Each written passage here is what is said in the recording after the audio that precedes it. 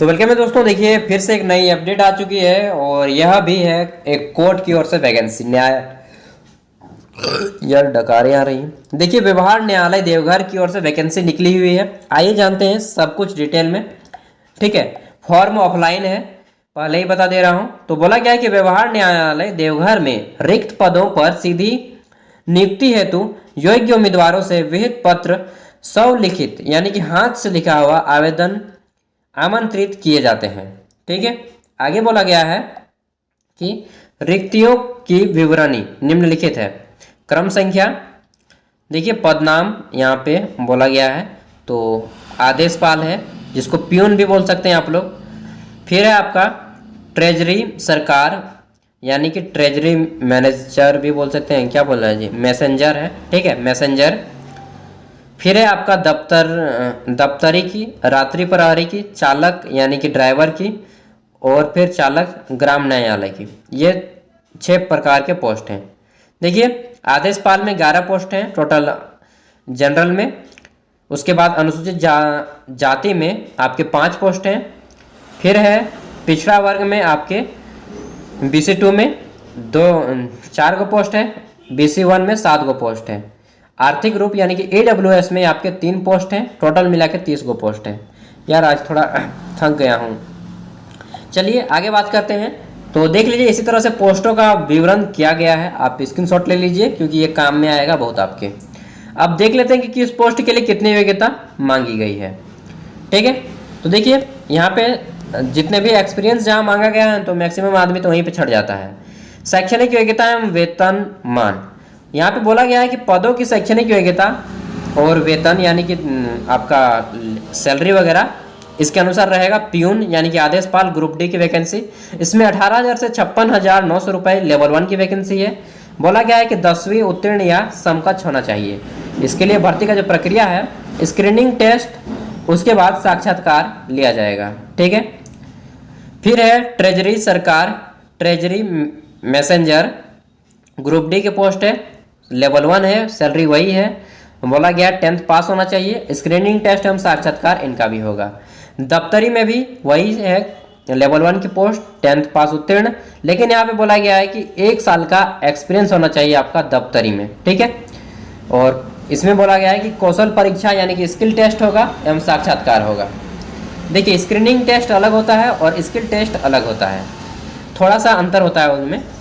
रात्रि प्रहरी group D में आपके जो हैं वही लेवल 1 की पोस्ट है, सैलरी उतनी ही रहेगी, लेकिन यहाँ पे बोला गया है कि 10th पास के साथ साथ आपका समकक्ष योग्यता में इसमें 3 साल का एक्सपीरियंस होना चाहिए। साथ ही इसमें आप ट्रेनिंग लिए हुए हों और गृह आरक्षी मतलब कि होमगार्ड अगर आप किए हैं तभी आप इसमें अप्लाई कीजिए, क्योंकि होमगार्ड का ही जनरली इसमें सिलेक्शन होता है।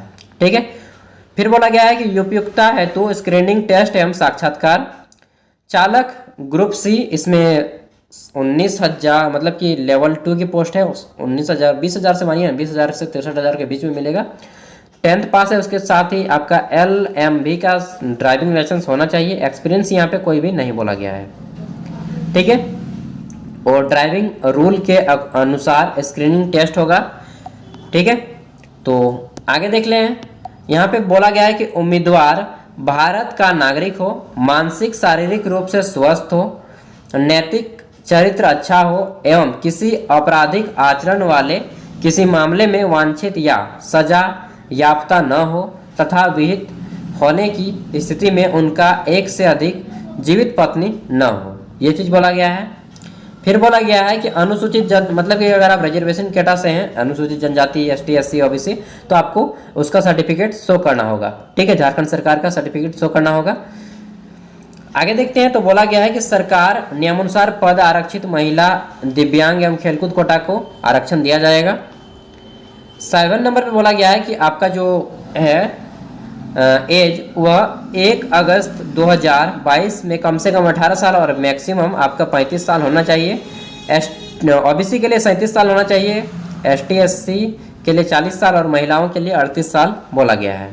ठीक है, आगे देखते हैं। तो बोला गया है अपनी उम्र, शैक्षणिक तथा वांछित योग्यता से संबंधित प्रमाण पत्र की 100 अभिप्रमाणित प्रति आरक्षित वर्ग के आवेदक आरक्षण से संबंधित प्रमाण पत्र की 100 अभिप्रमाणित प्रति आवेदन के साथ अवश्य संलग्न करें। ठीक है, इन सभी का सर्टिफिकेट आपको शो करना है। साथ ही बोला गया है कि उम्मीदवार अपना स्वलिखित यानी कि हाथ से लिखा हुआ आवेदन पत्र एवं प्रवेश पत्र देवनागरी लिपि हिंदी भाषा में प्रधान जिला एवं सत्र न्यायाधीश देवघर को संबोधित करते हुए विहित प्रारूप में अधो हस्ताक्षरित के कार्यालय में दिनांक 20 फरवरी 2023 के अंदर तक स्वयं या निबंधित डाक स्पीड पोस्ट करके आपको पहुंचा देना है। ठीक है, आगे देखते हैं। तो बोला गया है कि आवेदक आवेदन पत्र के साथ 3 अभ्युदय मतलब कि 3 गो पासपोर्ट साइज का फोटो देना है, जिसमें एक आवेदन पत्र पर, दूसरा प्रवेश पत्र पर सटा रहना चाहिए एवं तीसरा अतिरिक्त होना। ठीक है, 3 गो फोटो रहेगा, एगो आवेदन पत्र पे देंगे, एगो अभी मैं बता दूंगा लास्ट में। उसके बाद पता लिफाफा में लिखना होगा और लिफाफा आपका 25/11 का लिफाफा होना चाहिए, 25 सेंटीमीटर लंबा, 11 सेंटीमीटर चौड़ा। ठीक है, 40 रुपए का डाक टिकट लेके आपको भेज देना है या फिर डायरेक्टली आप पहुंचा सकते हैं। महत्वपूर्ण निर्देश में बोला गया है कि आवेदन पत्र के प्रपत्र क एवं ख के प्रारूप को पृथक पन्नों में आवेदन के साथ संलग्न कर प्रपत्र क के प्रारूप को हिंदी भाषा में भरें जो 100 हाथ से लिखा हुआ होना चाहिए। आवेदन प्रपत्र ख को स्वलिखित प्रति में आवेदन के साथ संलग्न करें। प्रपत्र ख की कंडिका 4 एवं 5 को छोड़कर अन्य कंडिका आवेदन स्वयं भरें। आवेदन पत्र का प्रारूप व्यवहार न्यायालय देवघर की वेबसाइट से डाउनलोड किया जा सकता है। आगे बोला गया है कि आवेदन को व्यवहार न्यायालय देवघर में आवेदन पत्र प्राप्त होने की अंतिम तिथि तक वांछित योग्यता तक करना अनिवार्य होगा। शैक्षणिक योग्यता मतलब कि कोई अपियरिंग कैंडिडेट बोलेगा कि हम अप्लाई करेंगे तो नहीं हो पाएगा। ठीक है, आपका पूरा का पूरा सर्टिफिकेट आपके हाथ में होना चाहिए। फिर बोला गया है कि उम्मीदवार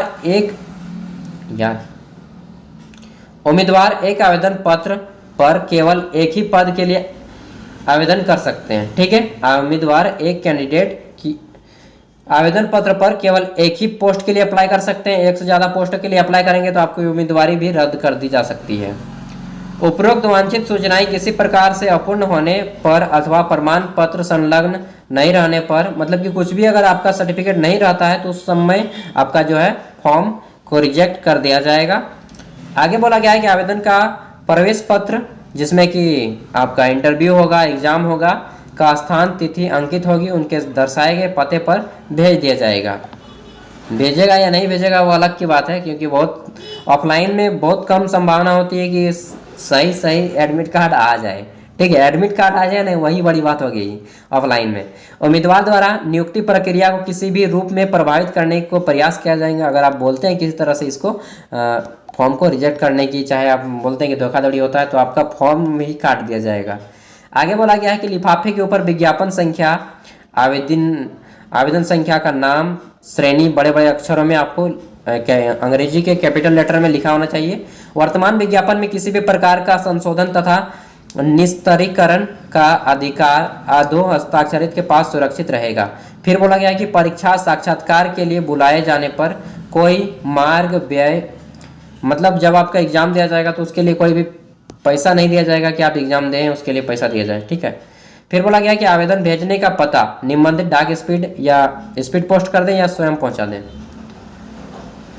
देखिए, फिर बोला गया है कि आपको किस एड्रेस में भेजना है, तो सेवा में प्रभारी न्यायालय व्यवहार न्यायालय देवघर, यहाँ पे भेजना है। आवेदन का वो पता है। देखिए, प्रधान जिला सत्र न्यायाधीश, और ये आवेदन पत्र का प्रारूप है फॉर्म का। यहाँ पे बोला गया कि स्वलिखित अपने हाथ से लिखा हुआ आवेदन पत्र निम्नलिखित प्रपत्र में डाक द्वारा अथवा अपने हाथों भेज दें। विज्ञापन संख्या यहाँ पे भरना है। ठीक है, और विज्ञापन संख्या कहाँ पे है, तो देखिए ये विज्ञापन संख्या 1/2023। ठीक है, आगे देखिए, तो यहाँ पे बोला गया है फोटो चिपकाना है वो, और साथ में आवेदन का नाम हिंदी में, अंग्रेजी में बड़े अक्षरों में, पिता का नाम, अगर शादीशुदा महिला हैं तो पति का नाम, जन्म प्रमाण पत्र में आप 10th का मार्कशीट या एडमिट कार्ड दे सकते हैं। 1 अगस्त 2022 को आपका उम्र सीमा कितनी हो रही है, अस्थाई पता फिर भरना है, फिर पत्राचार का पता भरना है।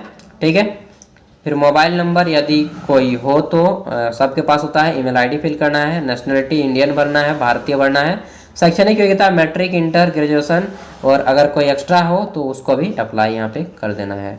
ठीक है, आगे बोला गया है कि विशेष योग्यता यदि कोई हो तो अगर आप स्पेशल कोई सर्टिफिकेट रखते हैं तो यहाँ पे संलग्न करना है, और इन सभी को भरना है। अगर आप अनुसूचित जनजाति, अनुसूचित जाति, पिछड़ा वर्ग, ओबीसी मतलब कि ईडब्ल्यूएस, ठीक है, किसी भी रिजर्वेटिंग कोटा से हैं, यदि आप हो तो संलग्न करें। साथ ही आपको बताना है कि किस कोटि का है आप, जनरल से, ईडब्ल्यूएस से, टिक लगाएं, कृपया चिन्ह लगाएं। ठीक है, आगे देखिए तो यहाँ पे बोला गया है कि लिंग कृपया बताए दें, स्त्री पुरुष है या फिर आप कोई अदर जेंडर है, वो भी अप्लाई कर सकते हैं। फिर बोला गया है कि क्या निःशक्त हैं, हाँ या नहीं, मतलब कि अगर आप फिजिकली हैंडीकैप्ड हैं तो आप यहाँ पे बोल सकते हैं। फिर देखिए यहाँ पे बोला गया है क्या आप वर्तमान में किसी सरकारी संस्था में अगर आप कार्य कर रहे हैं तो आपको एनओसी सर्टिफिकेट देना होगा, यानी कि नो ऑब्जेक्शन सर्टिफिकेट शो करना होगा, तभी जाके आप यहाँ पे अप्लाई कर पाएंगे। यहाँ पे डिक्लेरेशन है, ठीक है, और अंत में आपको यहाँ पे हस्ताक्षर करना है, अपना हस्ताक्षर कि मैं सभी चीज़ों को मानता हूँ और यह फॉर्म मैं अप्लाई कर रहा हूँ, होशो हवास से, दिनांक और यहाँ पे स्थान दे दिया गया है। ठीक है, उसके बाद ये एडमिट कार्ड का कॉपी है, यहाँ पे भी एक फ़ोटो चिपकाना है, 2 फोटो हो गए और एक फ़ोटो एक्स्ट्रा दे देना है वहाँ पे। क्रमांक संख्या भर दीजिएगा, कार्यालय द्वारा ये भरा जाएगा, आपको नहीं भरना है। अभ्यर्थी द्वारा भरा जाएगा, आवेदन का नाम, पिता का नाम, पत्राचार का पता, साक्षात्कार केंद्र, ठीक है, साक्षात्कार का स्थान ये आपका कार्यालय में भरेगा, हमको वो भी लगा यार, ये ऑफिस के द्वारा भरा जाएगा, ये भी ऑफिस के द्वारा भरा जाएगा। ठीक है, और प्रधान जिला सत्र न्यायालय व्यवहार न्यायालय ये हस्ताक्षर करेंगे और ये डेट आपको भरना है, वो हस्ताक्षर करेंगे, आपको नहीं हस्ताक्षर करना है। ठीक है, तो ये है आपका फॉर्म, और जितने भी आते हैं वैकेंसीज झारखंड से रिलेटेड मैं आपको अप्लाई कर देता हूँ, बता देता हूँ। ठीक है, कि किस तरह से करना है, सारा सूचना दे देता हूँ। तो अगर आप हमारे चैनल पे पहली बार आएँ तो प्लीज़ जुड़ जाइए, क्योंकि बहुत ज़्यादा बेनिफिट मिलने वाला है इस चैनल से आपको। पीडीएफ का लिंक आपको वीडियो के डिस्क्रिप्शन में मिल जाएगा, वहाँ से डाउनलोड कर लीजिएगा। वैसे ज़्यादातर जितने भी ऑफलाइन फॉर्म होते हैं दोस्त, सच बता रहा हूँ यार, उसका एडमिट कार्ड ही नहीं आता है। 2019 में मैं अप्लाई किया था, एडमिट कार्ड नहीं आया, मतलब मेरे गांव में जितने भी एडमिट अप्लाई किए थे किसी का भी एडमिट कार्ड नहीं आया, क्या हुआ फॉर्म का कुछ भी नहीं पता चला।